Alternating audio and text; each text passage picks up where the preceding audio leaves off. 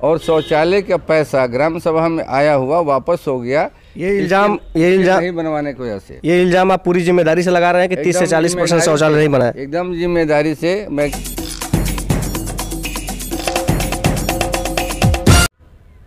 नमस्कार, मेरा नाम है सुशांत और आप देख रहे हैं द पॉइंट मीडिया।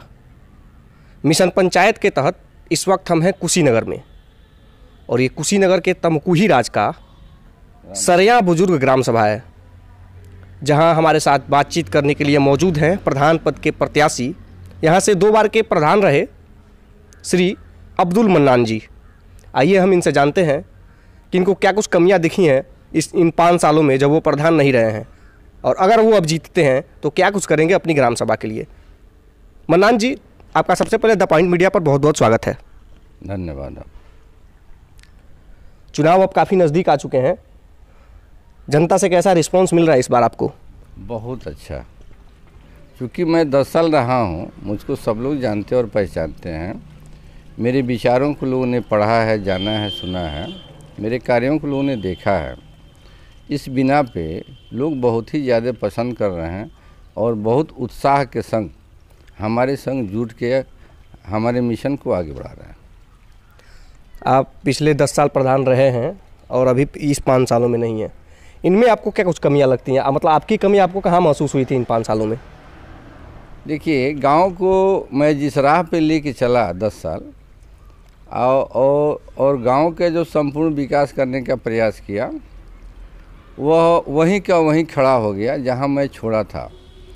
आगे गांव की बेहतरी के लिए वर्तमान प्रधान ने कुछ नहीं किया, लगभग जीरो रहा। दिल्ली सरकार की एक स्कीम बहुत ही बेहतर चल रही थी, स्वच्छ मिशन भारत का, जिसमें घर घर शौचालय बनाने थे। आज भी मेरे गांव के 30 से 40% लोग उस शौचालय से वंचित हैं, और शौचालय का पैसा ग्राम सभा में आया हुआ वापस हो गया। ये इल्जाम नहीं बनवाने की वजह से ये इल्जाम आप पूरी जिम्मेदारी से लगा रहे हैं कि 30 से 40% शौचालय नहीं बना है? एकदम जिम्मेदारी से मैं गांव में जा रहा हूं, लोगों से मिल रहा हूं, लोगों की पीड़ा सुन रहा हूं। लोग ये पीड़ा अपनी बयां कर रहे हैं, जबकि बहुत ही शौचालय ऐसे बने जिनके घर में पहले से शौचालय बना हुआ है, तो उनका दूसरा शौचालय इस मिशन के तहत घर से बहुत दूर कहीं खेत में, खलिहान में बनाया गया, ये मान के कि हमारा ये बहुत बड़ा फैन है। और बाकी जो गरीब लाभार्थी थे जिनको पाने का हक है ये शौचालय, उनको किसी न किसी भेदभाव के तहत नहीं दिया गया। आपके ग्राम सभा में राशन कार्डों की, क्योंकि राशन कार्ड हम इसलिए पूछ रहे हैं आपसे कि अभी कोरोना का जो समय बीता है उसमें इसकी काफ़ी ज़रूरत दिखी थी। केंद्र सरकार ने मुफ्त में राशन दिया था जो प्रवासी मजदूर आए थे या जो गरीब लोग थे, तो उसकी क्या स्थिति रही और किस तरह से वितरण हुआ था? आप दोनों जोड़ के बताएं इसमें।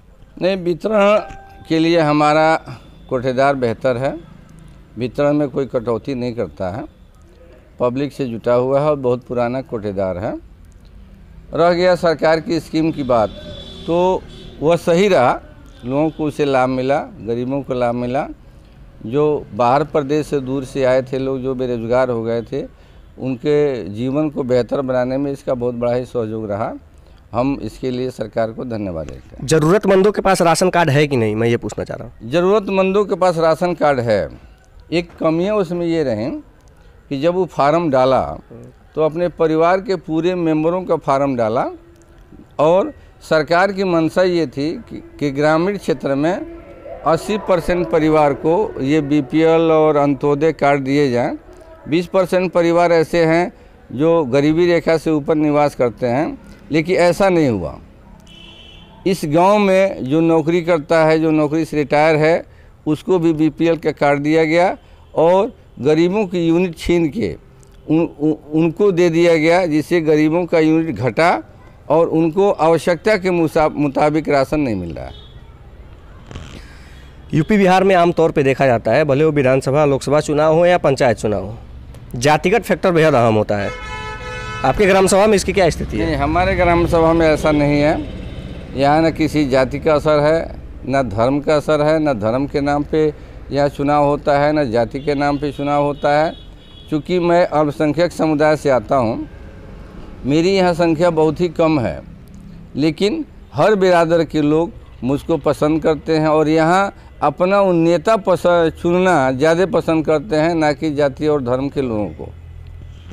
पूर्व प्रधान अब्दुल मन्नान जी के न्याय करने का तरीका कैसा है? मतलब आपसी सौहार्द जो गांव में बनाए रखना होता है, पंचायत करने का तरीका कैसा रहा है और आगे कैसा रहेगा? देखिए, पहली चीज़ तो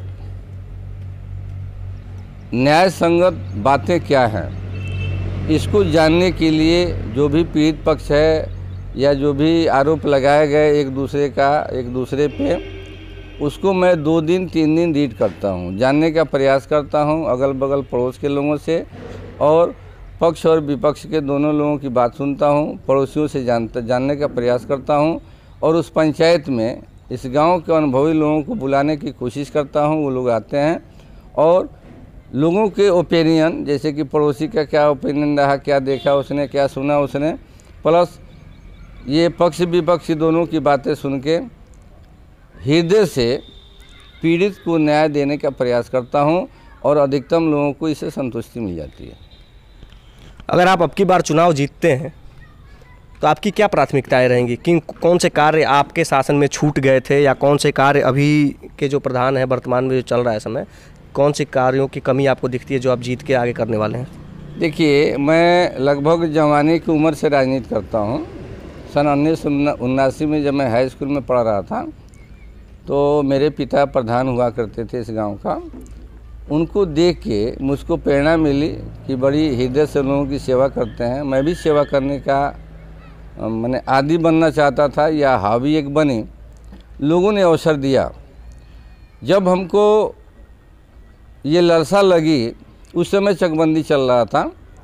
चकबंदी के दौरान हमारे चकबंदी के जो अध्यक्ष थे ग्राम सभा में खेल का मैदान नहीं देना चाहते थे, तो अपने एसडीएम से, वर्तमान के एसडीएम साहब के महोदय के सहयोग से खेल का मैदान लिया हम लोग लड़ भिड़ के बिजली लगवाया। चलते चलते लोगों ने मुझको इस गांव का प्रधान बना दिया।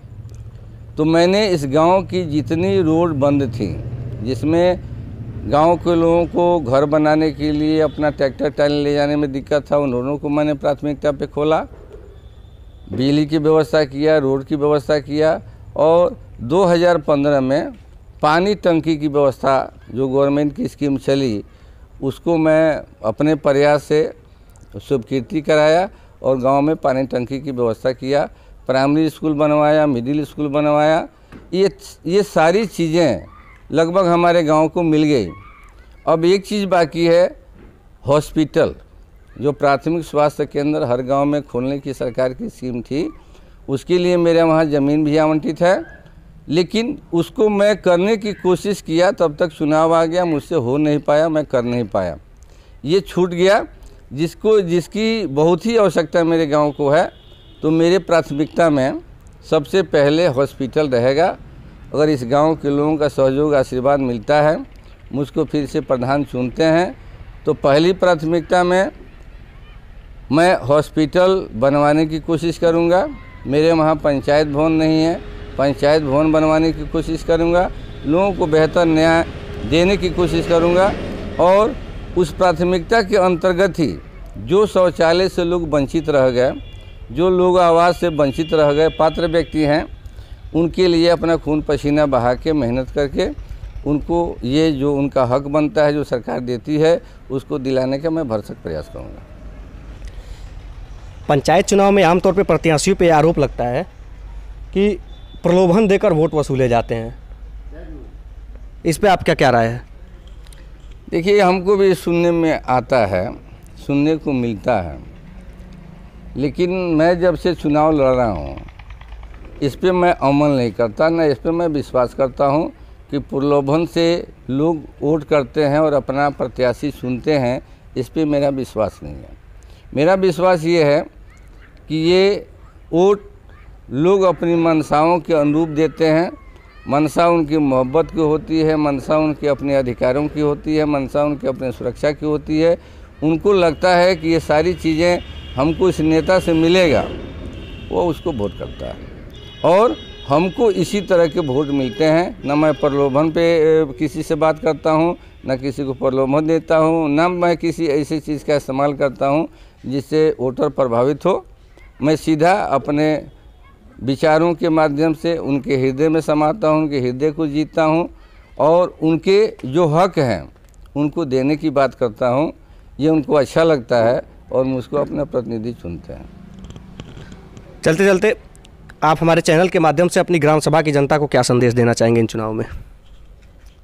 देखिए, मैं चाहूँगा कि गांव है, यहाँ पढ़े लिखे भी लोग हैं, अनाड़ी भी लोग हैं, लेकिन ये उनका वोट देने का अधिकार है। अपने अधिकारों का चढ़ बढ़ के प्रयोग करें, हिस्सा लें इस चुनाव में और नेता चुनें जो उनके लिए कार्य बेहतर कर सकता हो, उनको न्याय दे सकता हो, उनकी सुरक्षा कर सकता हो, उनका हक उनको जो दिलाने की कोशिश करता हो उसी को वोट करें। जाति और धर्म के नाम पे वोट ना करें। तो ये थे हमारे साथ सरिया बुजुर्ग से ग्राम प्रधान पद के प्रत्याशी श्री अब्दुल मन्नान जी। अगर आपको हमारा वीडियो पसंद आए तो अधिक से अधिक लोगों तक शेयर करें, हमारे फेसबुक पेज को लाइक करें और हमारे यूट्यूब चैनल को सब्सक्राइब करें। आपको ऐसे ही प्रत्याशियों से हम रूबरू कराते रहेंगे। तब तक के लिए चलते हैं। धन्यवाद।